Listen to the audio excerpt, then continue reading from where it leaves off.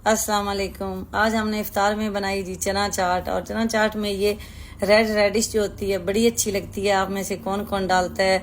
मैं तो लाजमी डालती हूँ। इससे एक तो चाट वैसे हजम भी हो जाती है, दूसरा टेस्ट बड़ा अच्छा आता है। तो ये आइडिया जो दिया था ना मुझे, हमदान ने दिया था फर्स्ट टाइम कि मामा ये लाल वाली जो मूली है ना ये भी इसके अंदर कट कर लें, वो जो छोटी छोटी रेड वाली होती है। तो इसमें बस उसके बाद मैंने डालना शुरू कर दी, बड़ा मज़ा आता है। और उसके बाद जी मैंने साथ बनाई फ्रूट चाट। आज मैंने सोचा था कि इफ्तार में कुछ भी नहीं बनाना, कल का चने का सालन रखा हुआ है। चावल हमारे कल ख़त्म हो गए थे, तो फ्रेश जो चावल है वो बना लेंगे, साथ बॉईल कर लेंगे और चने का सालन, साथ कोई ड्रिंक हो जाएगा। लेकिन जी आज अचानक हमारे घर में जो है वो गेस्ट आ गए। उन्होंने कॉल की कि भाभी के हाथ के बने हुए हमने पकौड़े खाने हैं। मेरे हस्बैंड के एक कज़न, वो बैचलर यहाँ रहते हैं, तो वो कहते हैं कि हम बाहर का खाना बिरयानियाँ पुलाव वगैरह खाते रहते हैं, लेकिन हमने जी पकौड़े खाने हैं घर के बने हुए, और आपके पास रोज़ा अफ्तार करेंगे। उस टाइम 35 मिनट रहते थे रोज़ा खुलने में। तो मैंने जी जल्दी जल्दी अफरा तफरी में जो हो सकता था ना, हमदान की हेल्प से, उदैबिया की हेल्प से, हम लोगों ने पहले ये चना चाट रेडी की, क्योंकि चने मैंने बॉयल करके रखे होते हैं। और साथ फिर फ्रूट चाट जो है ये हमदान ने बनाई है, मैं बस उसको बताती रही हूँ। साथ ये दूध सोडा मैंने कहा बना लेते हैं, और हमारे जो ऑरेंज है वो भी ख़त्म हो गए थे। मैंने कहा अब ईद के बाद ही लाऊंगी ऑरेंज जूस के लिए। तो उसके बाद मैंने फिर फ्रेश चावल जो है वो भी मैंने कहा बॉयल कर लेते हैं, चलें अब। और सालन तो है नहीं, जो कल वाला सालन रखा वही हो जाएगा। और साथ मैंने पकौड़े बनाए, ग्रोसरी पे कॉल की, वो जल्दी जल्दी पालक दे के गए, तो साथ मैंने पकौड़ों का भी इंग्रेडिएंट्स जो है वो रेडी कर लिया। सलार फ्री हो ना, वो काफ़ी हेल्प कर देता है कटिंग वगैरह में। मोस्टली मैं उससे ही ज़्यादा करवाती हूँ, लेकिन इस पूरे रमज़ान में ना वो एग्ज़ाम में बिजी रहा है, तो मैं उसको डिस्टर्ब नहीं करती, बल्कि वो वक्फे वक्फे से मुझे आके पूछता रहता है, मामा मेरी हेल्प चाहिए मेरी। मैं कहती हूँ नहीं बेटा आप पढ़े। तो सिस्टर पूछ रही थी कि आप चावल जो है कैसे उबालती हैं। एक तो कुछ चीज़ें नोट कर लें कि जब हम चावल उबालें ना, जब तक उसका पानी उबल ना जाए उसमें चावल ना डालें। मैंने देखा है कि थोड़ा नहीं पानी गर्म होता जाए ना तो हम उसमें चावल डाल देते हैं, नहीं, जैसे ही पानी बॉयल हो साथ उसमें नमक डालें और उसके बाद उसमें चावल डाल लें। और ज़्यादा चावलों को हिलाया ना करें। जब हम चावल उबालते हैं ना तो उसको ज़्यादा चम्मच हिलाने की ज़रूरत नहीं होती। तो बस जैसे ही फिर पानी उबल जाए साथ ही उसमें आप कवर करके तो उनको मीडियम आंच पे चावलों को पानी के अंदर बॉयल होने दें। और साथ ही मैंने ये अपने पकौड़ों का जो मसाला है मैंने वो भी डाल के तैयार कर लिया है। लेकिन मसाला जो है ना वो मैं बनाती नहीं हूँ, पानी नहीं डालती, बेसन वगैरह मैं डाल के रख देती हूँ। लेकिन जब बिल्कुल मैंने पकौड़े बनाने हों उसी टाइम में मैं इस तरह का मिक्सचर बनाती हूँ। और आज आप देखे मैंने देसी तरीके से, क्योंकि टाइम कम होने की वजह से मैंने चम्मच का इस्तेमाल नहीं किया, टाइम इतना कम रह गया था। वो भाई भी जो आने वाले थे उन्होंने कॉल की, वो लोकेशन पूछ रहे थे, तो मैंने हमदान से कहा ये चम्मच से जो है ना ये काम पूरा नहीं होना।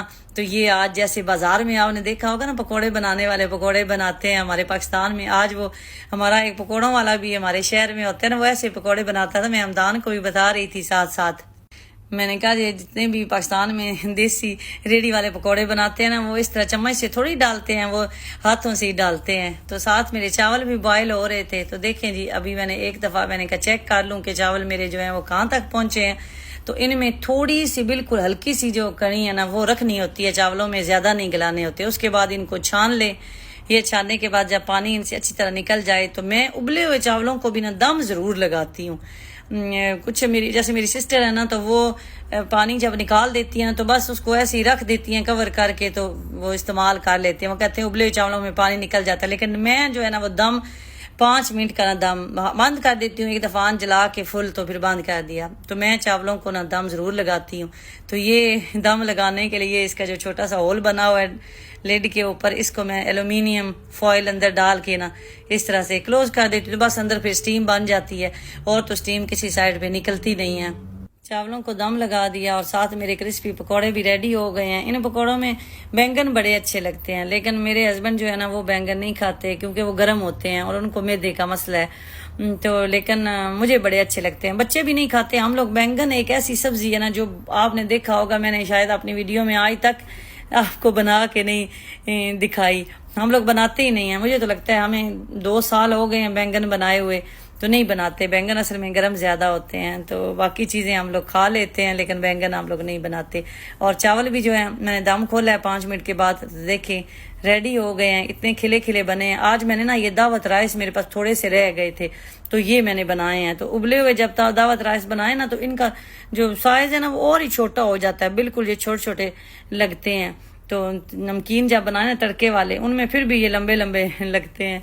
तो खैर जी, इस तरह से आप चावल जो है, जिन मेरी सिस्टर ने मुझसे पूछा था तो मैंने कहा आज मैं उनको थोड़ा बता दूं कि मैं चावल कैसे बॉईल करती हूँ। और उसके बाद ये जी मेरा कल वाला सालन, इसको भी मैंने अभी गर्म किया है और साथ मैंने धनिया डाला है। और धनिया मेरी सिस्टर पूछती हैं आप बहुत ज़्यादा यूज़ करती हूँ? जी, मुझे बड़ा ही धनिया पसंद है और हम लोग बड़े शौक से खाते हैं सब्ज़ पत्तों वाली सारी सब्जियाँ। तो जी चावल भी मेरे रेडी हो गए और साथ मैंने आज सलार के लिए बनाया था कस्टर्ड। रमज़ान गुजर गया है, एक दफ़ा पहले बनाया था, एक दफ़ा आज बनाया, उसका ये फेवरेट है। लेकिन सलार आज घर पे नहीं है, उसका एक दोस्त पाकिस्तान जा रहा है तो उन्होंने कोई पार्टी रखी हुई थी, उसकी ईद वाले दिन की फ़्लाइट है और वो परमानेंटली शिफ्ट हो रहे हैं वहाँ। तो उसने फिर कल कॉल की थी कि इफ्तार आपने मेरे साथ करनी है। तो सलार लोग उधर JBR गए हुए हैं तो उसके लिए मैंने कस्टर्ड बनाया था। तो मैं कह रही थी चलें एक और डिश ऐड हो गई है, किसी की किस्मत में थी। और ये जी फिर साथ हमारे हमसाए से बिरयानी भी आ गई है। तो अभी हम भाई का वेट यहाँ कर रहे थे कि वो आएँ तो फिर इफ्तार उनके साथ मिल के करें।